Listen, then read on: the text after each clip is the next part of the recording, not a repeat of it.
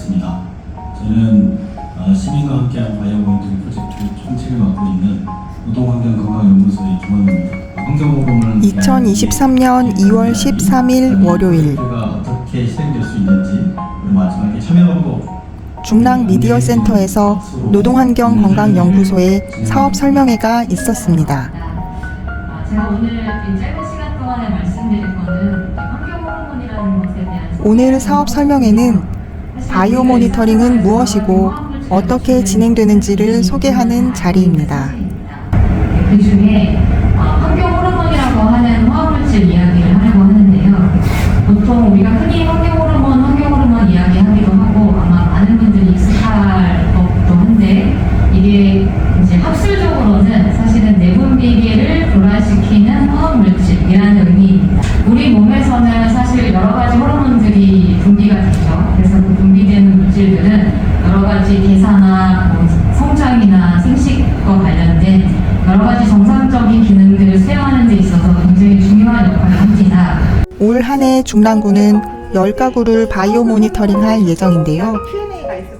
모집이 잘 되길 바라며 사업 설명회를 마쳤습니다.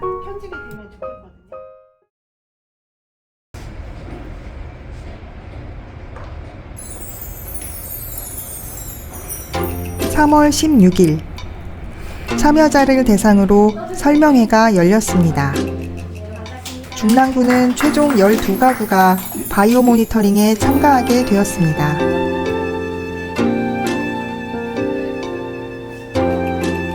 시민 바이오 모니터링은 무엇을 하는 걸까요? 이게 시민 바이오 모니터링이잖아요. 바이오 모니터링이라고 하는 것이 바이오는 바이오라지컬에서 생체, 생물 이거이고 모니터링은 측정한다는 것이라서 생체 내 시료에 뭐를 측정한다는 것인데 화학물질의 농도를 측정한다는 이야기거든요. 소변하고 혈액 중에 유해물질 농도를 측정하는 게 이제 주요한 아주 단순하게 말씀드리면 이번 과제의 내용인데 소변은 여러분들이 집에서 가정에서 직접 받아서 오셔야 돼요. 그래서 그 관련된 내용을 설명하는 자리이고요.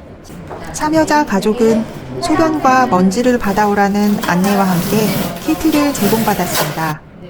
집에서 소변과 먼지를 채취하고 생활습관 일지를 작성한 뒤 약속한 날짜에 가족 구성원 모두가 병원에 방문해야 합니다. 이제부터 시민과 함께하는 바이오 모니터링이 시작됩니다.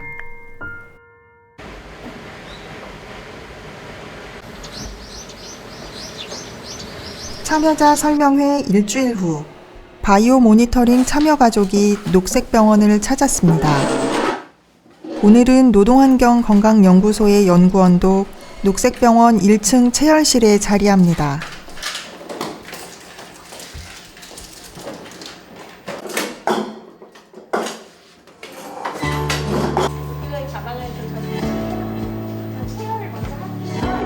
저희가 아이스크림 없이 추가 넣고 앉으시는데 그냥 그 상태로 네네. 네 하시고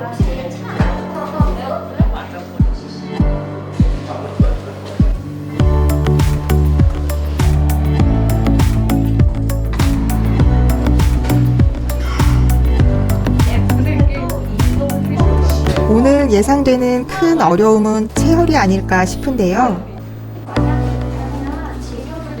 참여하는 가족들 모두 체열을 해야 합니다. 체열을 담당하는 선생님, 오늘 극한 직업의 주인공이 되신 것 같습니다. 생각한 것보다 안 아팠어요. 체열을 마친 후 가구원 모두 설문조사에 참여합니다. 오전 10시에 시작한 검사는 저녁 6시가 지나서야 끝났습니다.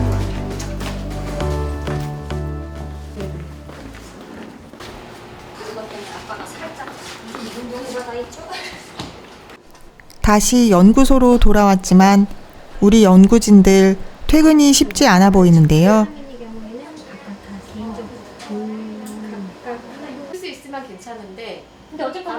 노동환경건강연구소 연구진들은 앞으로 더 바빠질 것 같은 느낌입니다. 물로만 세척하고 자연건조.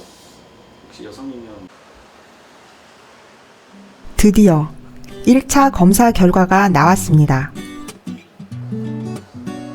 결과 설명회는 가구별로 연구소와 1대1 상담하는 방식으로 진행되었는데요. 다 같이 모여서 듣는 것보다 참여 가족에게는 이번 검사 결과를 바탕으로 저마다 실천해야 할 생활 속 개선 과제도 제시되었습니다.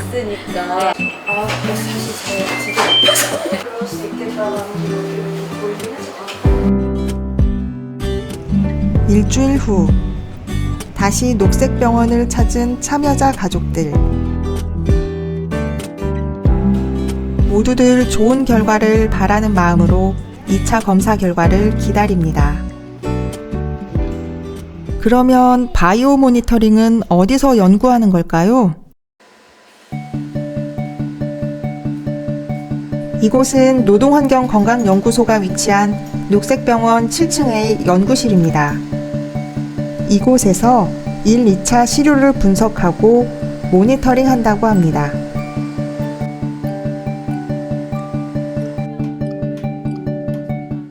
바이오 모니터링 같은 경우에는 일상생활에서 노출되는 화학물질이 몸속에 들어와서 대사를 거쳐서 몸 밖으로 나가는 소변이나 아니면 신체 내에 있는 혈액을 분석해서 얼마만큼 화학물질에 노출되고 있는지를 확인할 수 있는 수단입니다.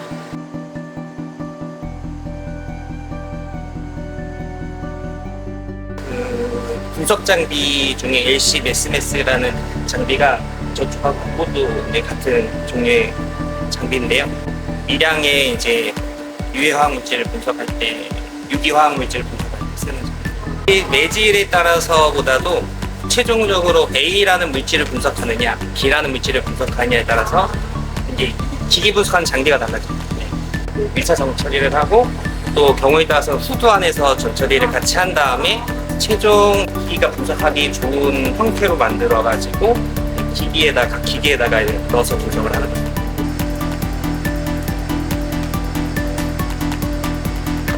바이오 모니터링 자체가 소변이나 혈액을 하는데 깨끗한 게 아니라 되게 많은 물질들이 섞여 있어서 이런 물질에서 우리가 원하는 물질만 검출을 해놔야 하기 때문에 이런 부분이 좀 어렵다고 할 수 있어요. 분석을 여러 회에 걸쳐 해봤지만 이제 생체 시료를 중심으로 해서 화학물질을 분석하는 좋은 경험이었고요. 바이오 모니터링 분석을 해보면서 다 각자 개별적으로 차이들이 많이 있는 거를 알 수 있었는데 그걸 보면서 아무래도 화학물질에 노출되는 게 생활 습관에 따라서 많이 다르구나를 알 수 있었습니다. 오늘은 2차 검사의 결과 설명회가 있습니다. 1차 때보다 더 궁금할 것 같은데 과연 중랑구 참여 가족은 어떤 결과를 받았을까요?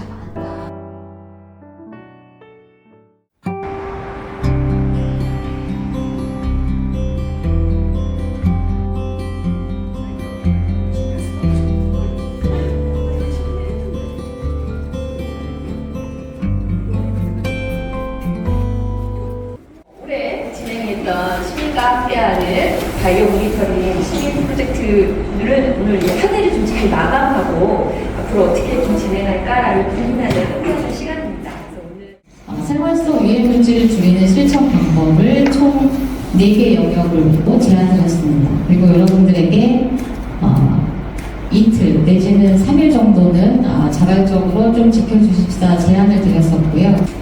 결과를 보시면 줄었는지를 봤습니다. 전체 혈액과 소변에서 봤을 때는 약 52종 중에 한 32종 정도는 평균적으로 참여자분들의 체내에서 있더라 라고 말씀드렸는데 이거를 소변으로 제한을 해보면 소변에서는 평균 20종 정도였습니다. 그것이 2차 치료에서는 검출된 물질조차 줄었는데 이것이 그 검출률 그래프입니다. 1차가 파란색이고 2차가 붉은색인데 물질의 차이는 있지만 물질에 따라서 여전히 모든 사람들한테서 다 검출된 물질 그리고 빨간색 그래프가 오히려 증가하는 경향을 보이는 물질 그리고 2차에서 빨간색이 급격하게 줄어든 물질. 그러면 정말로 얼마나 줄었는지를 봤는데 첫 번째 환경성 페놀류에 대해서 보면 우선은 물질 검출률 자체가 굉장히 감소했습니다. 그래서 우리가 비스페놀 화합물이라고 하는 BPA나 BPS나 그리고 항균제 성분으로 설명드린 트리클로산 같은 경우는 아예 검출률 자체가 50% 미만으로 확 낮아졌기 때문에 저희가 기업 평균 자체도 계산을 하지 않았고요.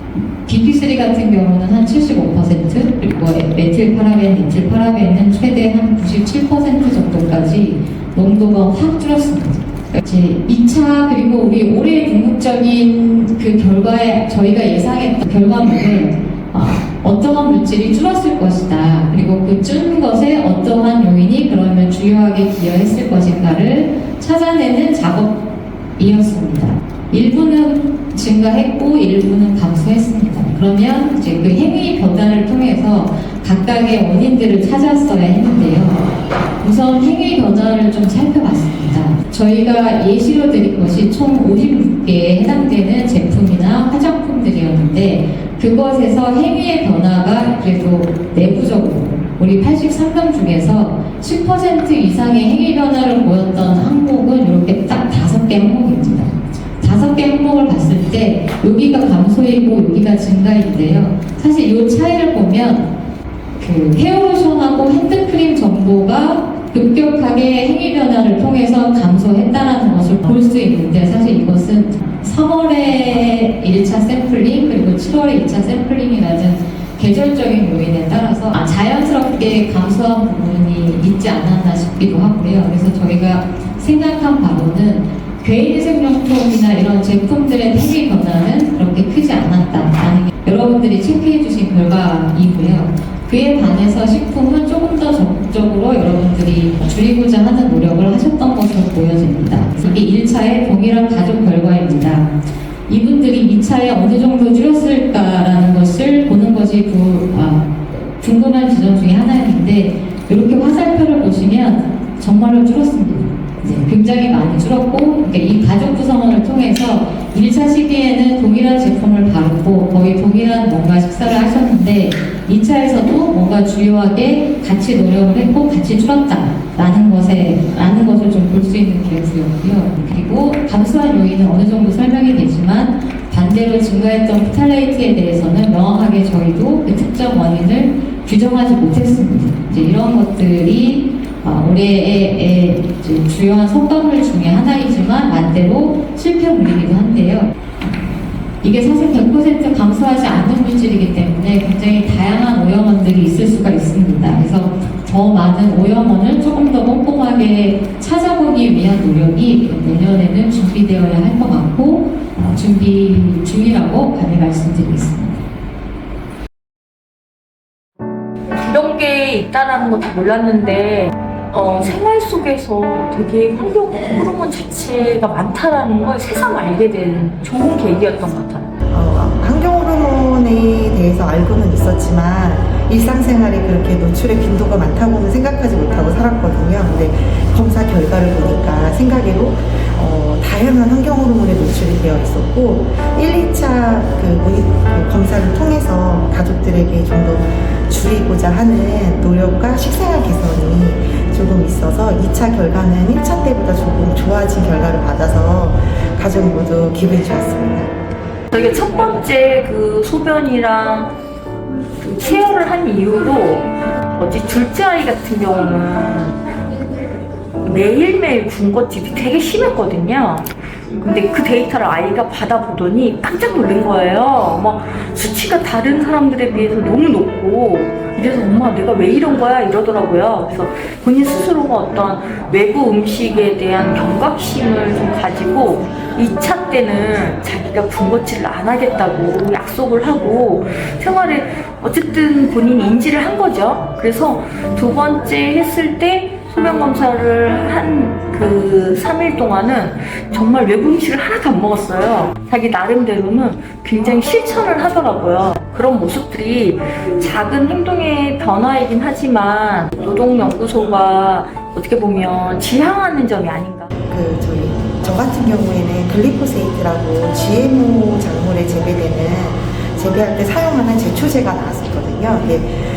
그래서 그 부분에 대해서 좀 더 관심을 갖고 주의를 기울여서 2차 때는 그게 나오지 않았어요. 그래서 그 부분에 대해서 좀 더 유념해서 식생활을 개선할 예정이고요. 내년에도 가족들과 함께 그 환경호르몬 노출에 대해서 좀 더 줄이고자 하는 생활 변화를 노력하고자 합니다. 이게 3년 계획인 줄 알고 시작을 했던 거라서 저는 3년 동안 쭉 할 생각이고요. 저희 두 식구가 애 아빠랑 큰아이가 함께 동참을 못했는데 그 5식구가 전체 다 동참을 하고 제가 해보니까 주변에 아이들하고 함께 좀 지인분들하고 같이 하고 싶은 생각이 많이 들더라고요. 그래서 제가 한 2가구 정도 미리 좀 얘기를 해놓은 상태예요. 그래서 그분들하고 함께 또 내년도, 내후년도도 함께 했으면 좋겠습니다.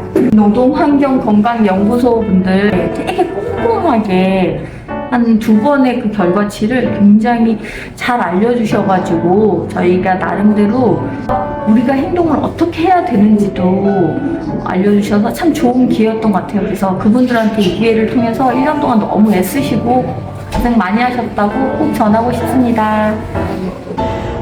이번 계기로 그 녹색병원의 노동환경건강연구소 연구진들에게 감사드립니다. 많은 노력을 해주시고 수시로 저희에게 모니터링과 다양한 조언을 주셔가지고요. 저희가 식생활을 개선한다든지 아니면 생활의 변화를 준다는 데 큰 어려움 없이 이어갈 수 있게 되었습니다. 감사드립니다.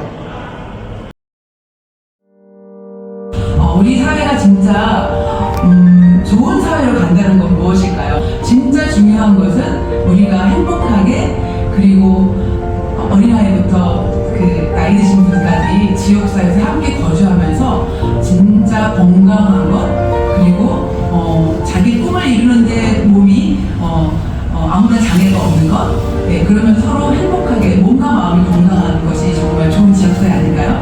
저는 이번 바이오 모니터링이 이름이 좀 어려웠어요. 그래서 이게 뭘까 이렇게 좀 생각이 들기도 했는데요. 우리 아이들이 지금 건강한지 우리 몸에 수많은 물품이나 먹을거리, 오염이나 이런 거에 인해서 그 다음에 생활 속에 석유로 덮여진 우리 물건들 속에서 우리 아이들이 건강하게 잘 크고 있는지 한번 조사해보고요. 그리고 그걸 줄이기 위해서 우리 사회가, 우리 지역사회가 무엇을 하면 좋을지 정말 같이 한번 힘을 써보는